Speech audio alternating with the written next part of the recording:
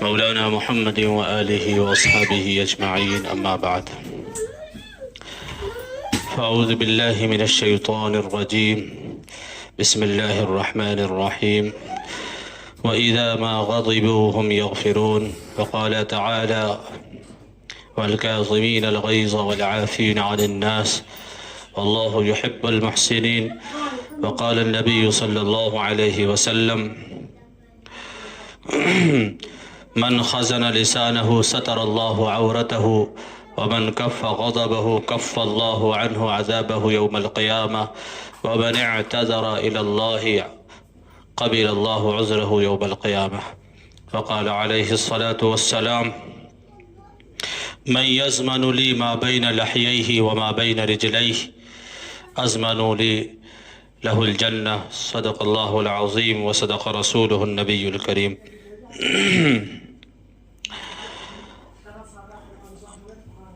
اللہ تبارک و تعالیٰ نے اپنے محبوب صلی اللہ علیہ وسلم کو دنیا کے اندر رحمت بنا کر بھیجا ہے.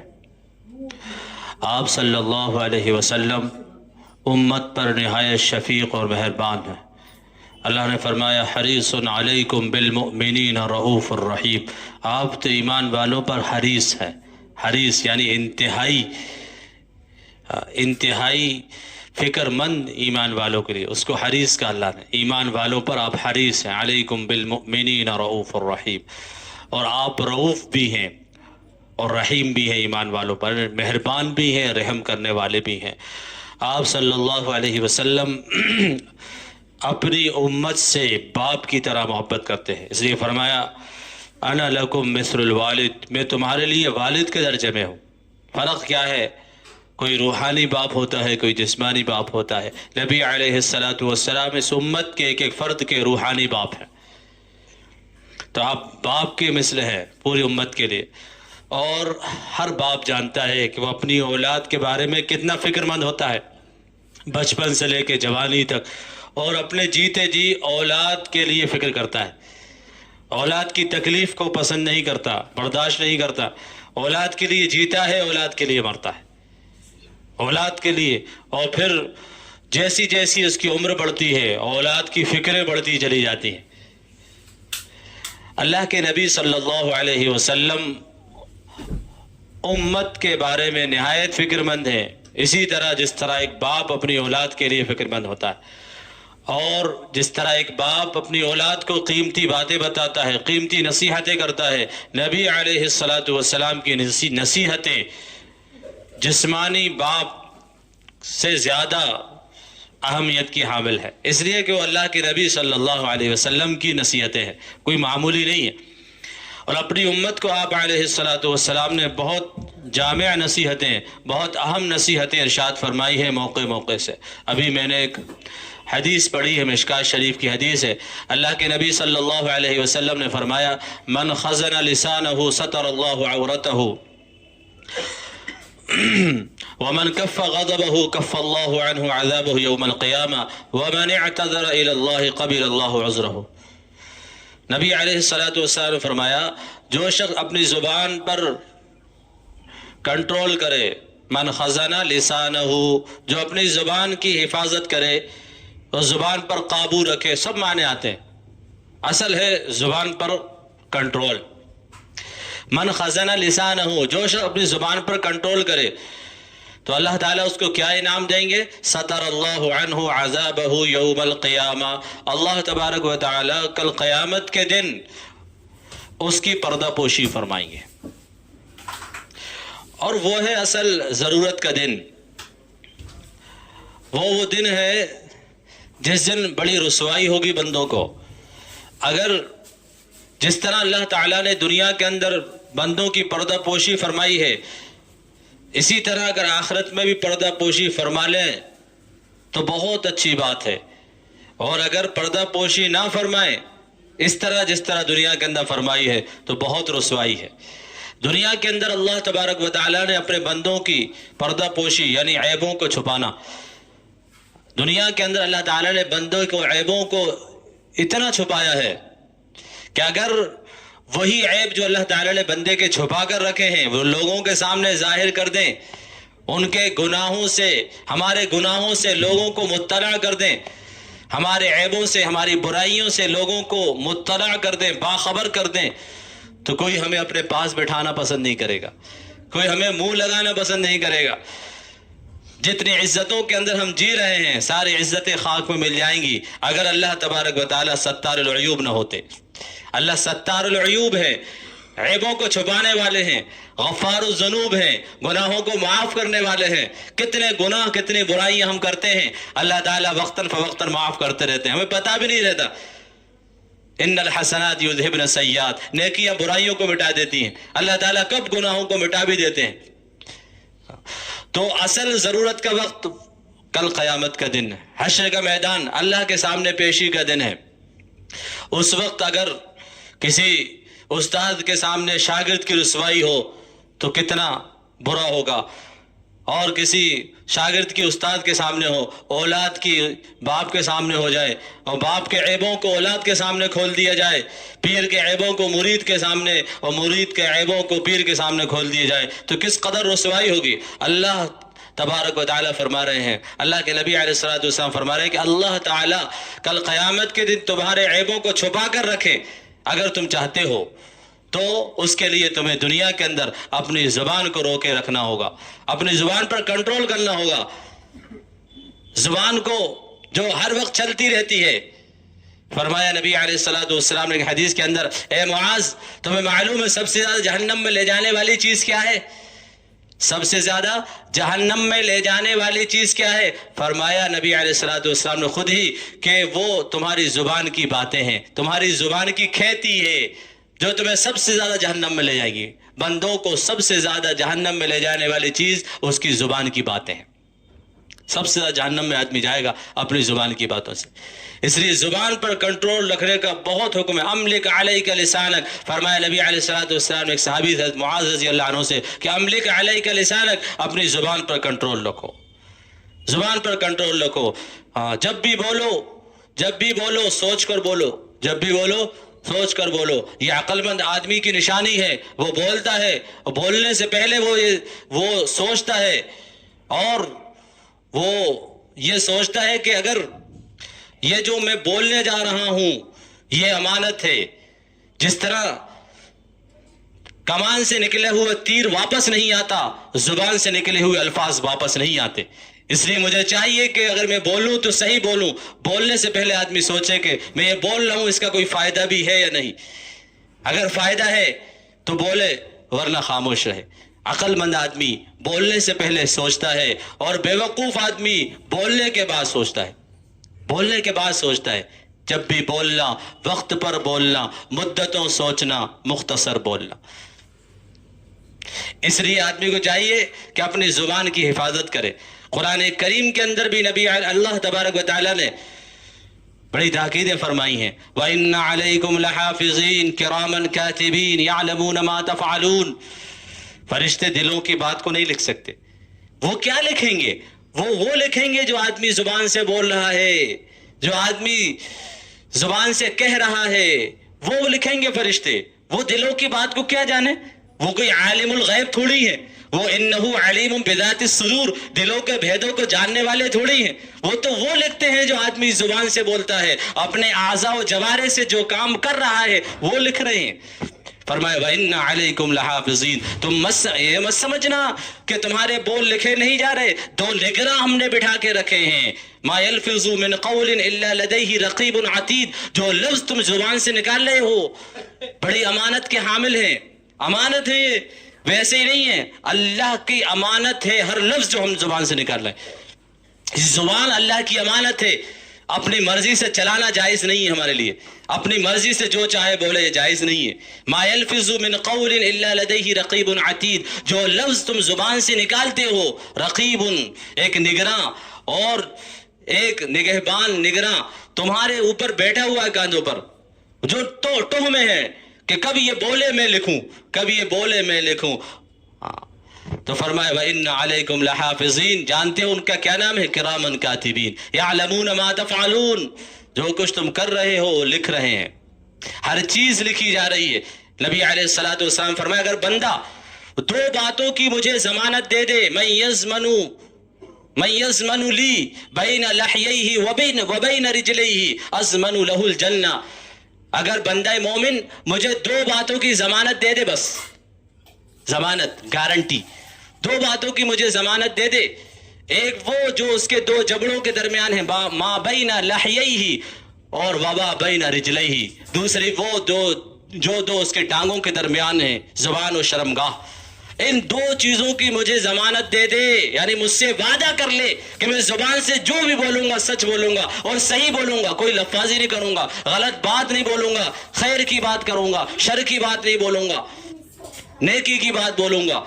اگر اس کی ضمانت مجھے دے دے اور اپنے شرمگاہ کی حفاظت کرے، تقاضا اندر سے ہوگا اس کو غلط جگہ استعمال کیا جائے، اپنے تقاضے کو پورا کیا جائے، لیکن اس کی یہ حفاظت کر کے رکھے ہے اور جائز جگہ اس کو جہاں اللہ کا حکم ہے وہاں استعمال کر رہا ہے. فرمائے دو چیزوں کی مجھے ضمانت دے دے بندہ، بس ما بین لحییہ وما بین رجلیہ، ایک زبان دوسری شرمگاہ. فرمائے اضمن لہ الجنہ، میں اس کو جنت کی ضمانت دیتا ہوں، جنت میں داخل. یعنی نبی علیہ الصلوۃ والسلام یہ فرما رہے ہیں کہ میں اس کو جنت میں داخل کراؤں گا، یہ میری ذمہ داری ہے، میں اس کو جنت میں داخل کراؤں گا. معمولی بات نہیں ہے. اس لیے اللہ کے نبی علیہ الصلوۃ والسلام نے فرمایا من خزن لسانہ ستر اللہ عورتہ، جو زبان پر کنٹرول رکھے گا اللہ تعالیٰ کل قیامت کے دن اس کے عیبوں کو چھپائیں گے. اس لیے زبان سے کوئی ایسا لفظ نہ بولے کہ کسی کے عیب ظاہر ہوتے ہوں، اس سے کسی کے عیب ظاہر ہوتے ہوں، کسی کے گناہ سامنے آئیں، کسی کے برائیاں سامنے آ جائیں، ایسا لفظ زبان سے نہیں بولنا چاہیے. جب تو اللہ تعالیٰ قیامت دن چھپائیں گے. اس کو معلوم تھا، اس کو علم تھا، یہ چاہتا تو زبان سے بول سکتا تھا، دوسرے کی نالج میں دے سکتا تھا، یہ چاہتا بھری بزم میں اپنے بھائی کو رسوا کر سکتا تھا، اپنے بھائی کے عیب کو بیان کر سکتا تھا، لیکن اس نے اس کے عیب کی پردہ پوشی کی دنیا کے اندر اور اپنی زبان کو نہیں کھولا. اس لیے کہ کیا لینا دینا، اس سے اس کی آخرت کا کون سا فائدہ تھا، کون سا فائدہ تھا. اس نے نہیں بولا، اس نے زبان پر کنٹرول رکھا، اس پر ہے ستر اللہ عورتہ یوم القیامہ. اللہ تعالیٰ کل قیامت کے دن اس کے عیبوں پر پردہ ڈالیں گے، کسی کے سامنے اس کے عیب ظاہر نہیں ہونے دیں گے. اس لیے چاہیے کہ اپنی زبان پر کنٹرول کرے. امام مالک رحمۃ اللہ علیہ کا زمانہ تھا، ایک عورت کا انتقال ہوا اور اس کے چند عورتوں نے غسل دیا. ایک عورت نے ایک عیب بیان کر دیا اس کا غسل دیتے وقت. کہتے میت کے عیبوں کو بیان مت کرو، جو میت کے عیب کو چھپاتا ہے اللہ تعالیٰ کل قیامت اس کے عیبوں کو چھپائیں گے. میت کے عیب کو بیان مت کرو. اس نے اس کا عیب بیان کر دیا اور کہا کہ یہ عورت صحیح نہیں تھی، اس کے فلاں سے کوئی غلط اس کا رویہ تھا، غلط تعلقات تھے، کچھ عیب بیان کر دیا، اس کا تہمت لگا دی اس پر. جیسی اس نے میت کو ہاتھ لگایا ہے اس کا ہاتھ وہی چپک گیا. سب پریشان ہیں کہ اب کیا کرے، ہاتھ کاٹنے کی نوبت آ گئی. لیکن لوگوں نے کہا کہ نہیں، علماء سے مشورہ کرنا چاہیے. یہ حالت علماء کو جا کے بتاؤ. اس زمانے میں امام مالک رحمۃ اللہ علیہ کا دور تھا، اس زمانے کے سب سے بڑے عالم امام مالک رحمۃ اللہ علیہ تھے، وہی کا واقعہ تھا. سب نے کہا کہ نہیں، امام مالک کو بتانا چاہیے. امام مالک رحمۃ اللہ علیہ کو بتایا. امام مالک رحمۃ اللہ علیہ آئے اور سمجھ گئے. کہا کہ غسل کس نے دیا، غسل دینے میں کون کون عورتیں شامل کی. یہ عورتیں، کسی نے اس کی کوئی برائی بیان کی تھی. پھر سوچا، پھر ایک عورت نے کہا ہاں اس عورت نے ایک برائی بیان کی تھی، اس پر کوئی الزام لگایا تھا. کہا کہ تو نے الزام لگایا ہے، جب تک تیرے اوپر حد جاری نہیں ہوں گی، اور الزام لگانے، تہمت لگانے کی جو حد ہے وہ 80 کوڑے ہیں، جب تک یہ ہاتھ نہیں نکلے گا ایسے ہی چپکا رہے گا. چنانچہ اس کو کوڑے لگائے گئے اور جہاں 79 کوڑے ہوئے جب تک ہاتھ چپکا رہا، 80واں کوڑا مارا گیا، ہاتھ فوراً نکل گیا، فوراً ہاتھ وہاں سے ہٹ گیا. معمولی بات نہیں ہے. زبان کا آدمی صحیح استعمال کرے. کسی پر الزام لگانا اتنا آسان نہیں ہے. کل آدمی جو ہے الزام کو ثابت نہیں کر پائے گا. تو ما يلفظ من قول الا لديه رقيب عتيد. اللہ کے نبی علیہ السلام بخاری شریف کی حدیث ہے، من كان يؤمن بالله واليوم الاخر فليقل خيرا او ليصمت. جو شخص اللہ پر اور قیامت کے دن پر ایمان رکھتا ہے اس کو چاہیے فليقل خيرا، جب بھی بولے خیر بولے، خیر کی بات بولے. بس اگر تمہارا ایمان ہے اللہ پر، من کان یؤمن باللہ والیوم الآخر، جو شخص اللہ پر اور آخرت کے دن پر ایمان رکھتا ہے، فلیقل خیرا، اس کو چاہیے کہ بولے تو صحیح بولے بس، ورنہ اس کا ایمان نہیں اللہ پر، اس کا ایمان نہیں آخرت پر، جو زبان سے خیر کی بات نہیں بولتا.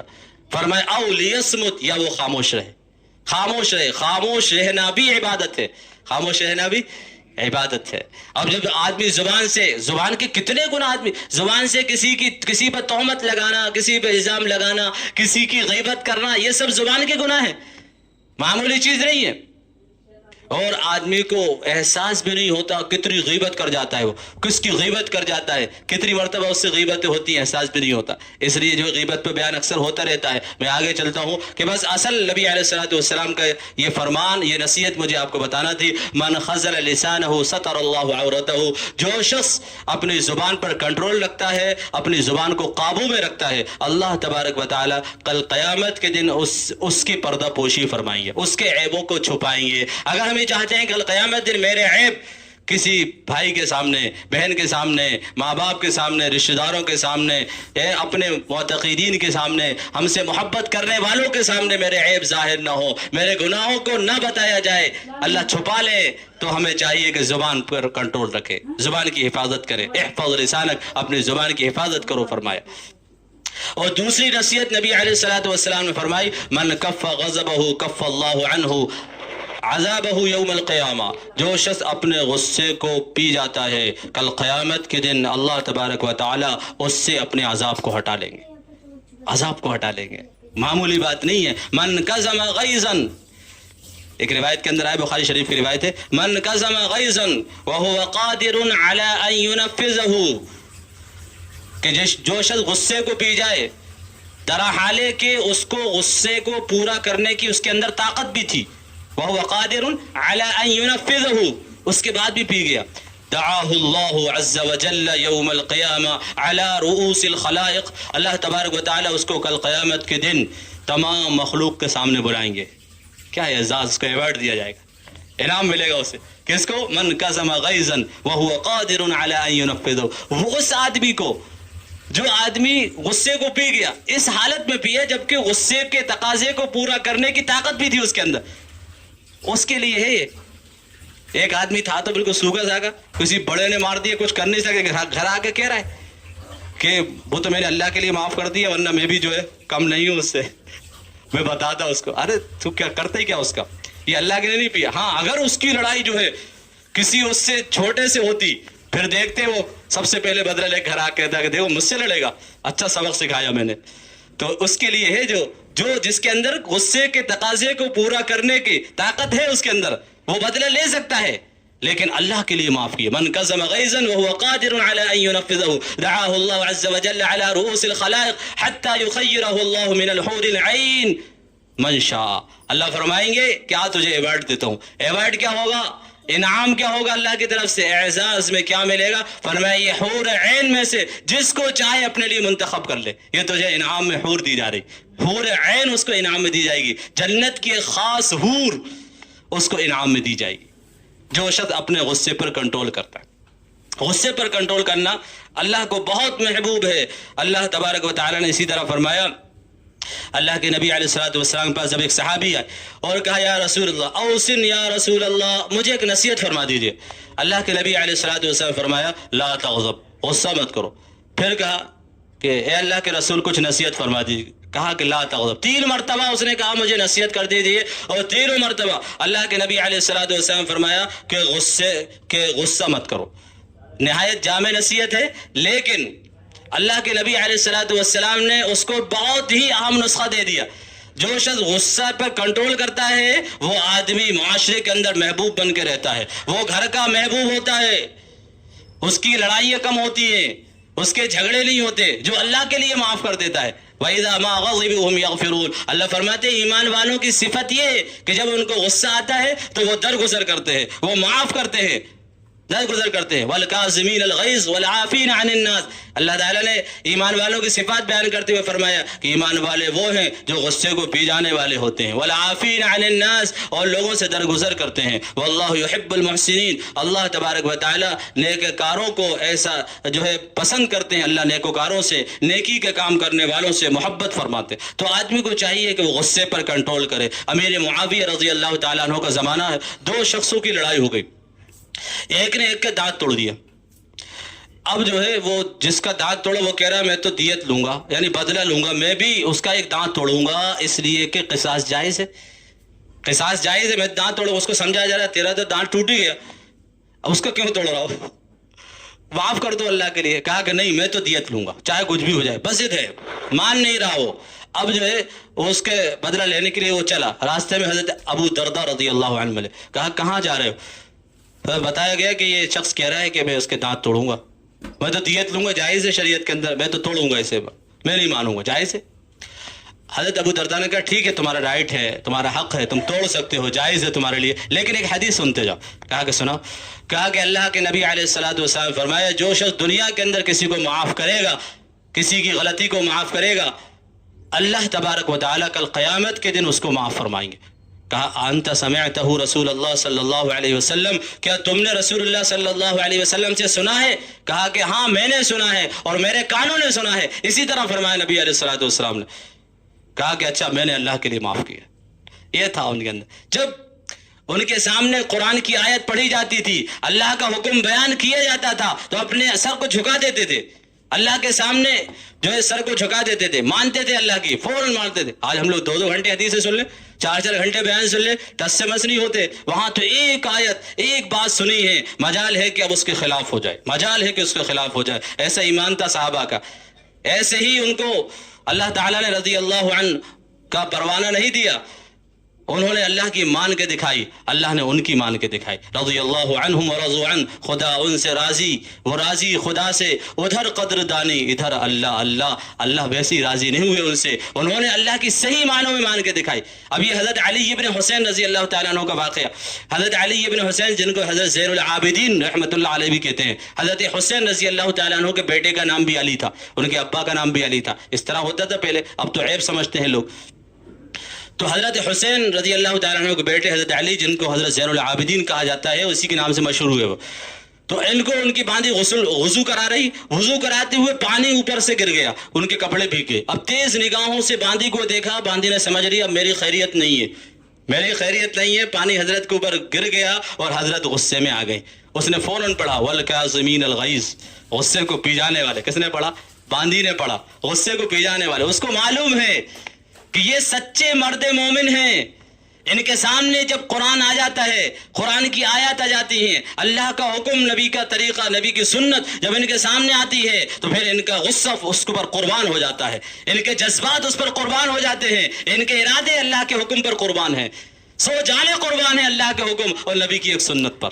اس کو معلوم تھا. اس نے فوراً آیت پڑھی والکاظمین الغیظ، غصے کو پی جانے والے. فوراً کہا اے باندھی، فوراً کہا، فوراً غصے کو پی گئے. باندھی سمجھ گئی کہ حضرت غصے کو پی گئے، ان کا غصہ ٹھنڈا ہو گیا ہے. اس کے بعد جو ہے اس نے اگلا جملہ پڑھا والعافین عن الناس، لوگوں کو معاف کرنے والے اللہ کو محبوب ہیں، لوگوں کو معاف کرنے والے. تو حضرت علی ابن حسین زین العابدین رضی اللہ تعالیٰ عنہ کہا جا میں نے تجھے اللہ کے لیے معاف کیا. قرآن کی آیت پڑھی اور میں معاف نہ کروں؟ والعافین عن الناس. اس نے دیکھا کہ حضرت جو ہے اور نارمل ہو گئے ہیں.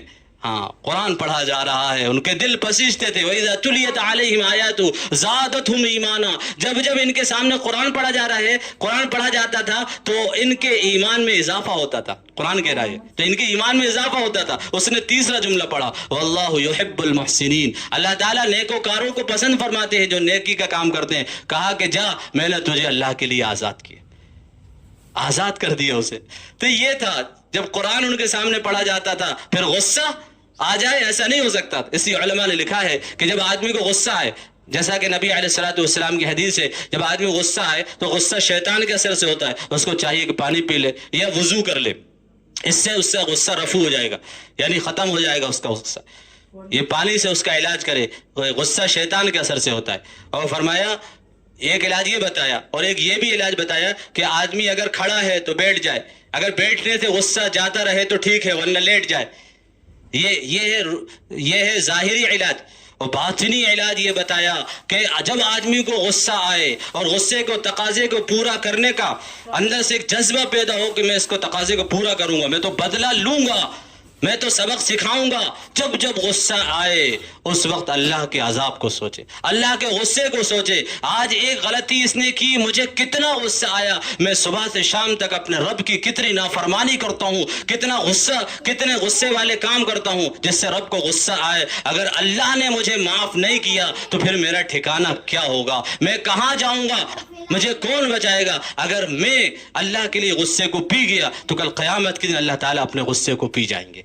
یہ ہے روحانی علاج. اسی کو فرمایا من کف غضبہ کف اللہ عنہ عذابہ یوم القیامہ. جو شخص دنیا کے اندر اپنے غصے کو پی جاتا ہے, کل قیامت کے دن اللہ تبارک و تعالیٰ اس سے اپنے عذاب کو ہٹا لیں گے. اور تیسری نصیحت نبی علیہ الصلوۃ والسلام فرمائی ومن اعتذر الی اللہ قبل اللہ عذرہ, کہ جو شخص اللہ سے معافی مانگتا ہے, عذر پیش کرتا ہے اللہ کے سامنے, قبل اللہ عذرہ, کل قیامت کے دن اللہ تبارک و تعالیٰ اس کے عذر کو قبول فرما لیں گے. یعنی یہ سبق دیا نبی علیہ الصلوۃ والسلام نے کہ گنہگار ہر شخص ہے, گنہگار ہر شخص ہے, کوئی یہ نہیں کہہ سکتا میں گنہگار نہیں ہوں. کل بنی آدم خطاء, آدم کی ہر اولاد گنہگار ہے, لیکن بہترین گنہگار وہ ہے جو توبہ کرنے والے ہیں. فرمایا کہ توبہ کا وقت ہے مرنے سے پہلے پہلے, جو شخص توبہ کر لے گا, معافی مانگ لے گا, قبل اللہ عنہ عذاب یوم القیامہ, وہ دیکھے گا کہ اللہ تعالیٰ نے اس کے عذر کو قبول کر لیا ہے, اس کے عذر کو قبول کر لیا ہے, یعنی اللہ تبارک و تعالیٰ اسے معاف کر دیں گے.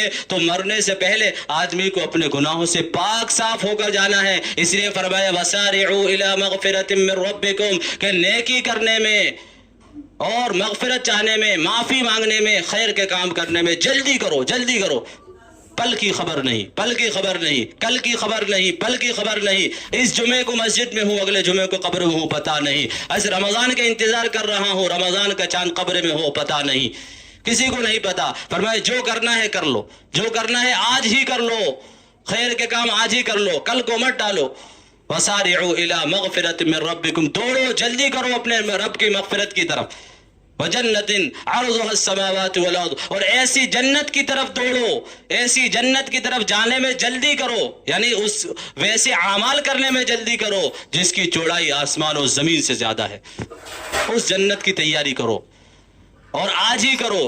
یہ نہیں اگلے جمعے کا انتظار مت کرو, رمضان کا انتظار اور یا کسی موقع کا انتظار مت کرو, جو کرنا ہے کر لو. اللہ تبارک و تعالیٰ نے ہم اور آپ کو یہ جمعے کا دن عنایت فرمایا. بڑا اہم دن ہوتا ہے جمعے کا دن, سید الایام کہا کہ جمعے کا دن دنوں کا سردار ہے. اللہ تبارک و تعالیٰ کی تمام مخلوق جمعے کے دن سے ڈرتی ہے کہیں قیامت نہ آ جائے. جمعے کے دن ایک گھڑی ایسی ہوتی ہے جس میں اللہ تبارک و تعالیٰ دعاؤں کو قبول فرماتے ہیں. تو معلوم ہوا وہ کون سی گھڑی ہے یہ نہیں معلوم, اللہ تعالیٰ نے اس کو نہیں بتایا, چھپا کر رکھا. تو معلوم ہوا کہ کثرت سے آج کے دن توبہ اور استغفار کرنا چاہیے, اللہ کے سامنے دعائیں کرنا چاہیے. نہیں معلوم کون سے جمعے کی دعا, کون سے جمعے کی توبہ اور استغفار ہماری اللہ کے یہاں قبول ہو جائے, اللہ ہمیں معاف کر دیں, اور پھر بیچ ہفتے میں ہمارا انتقال ہو جائے, یہ جمعے کے دن ہمارا کسی دن انتقال ہو جائے, اللہ تبارک و تعالیٰ کی ہماری معافی ہو جائے, ہمارا بیڑا پار ہو جائے. اس لیے جمعے کے دن کو بہت اہمیت حاصل ہے توبہ اور استغفار میں. تو آج کے دن خاص طور سے توبہ استغفار کرنا چاہیے اور اللہ سے خوب دعائیں کرنا چاہیے.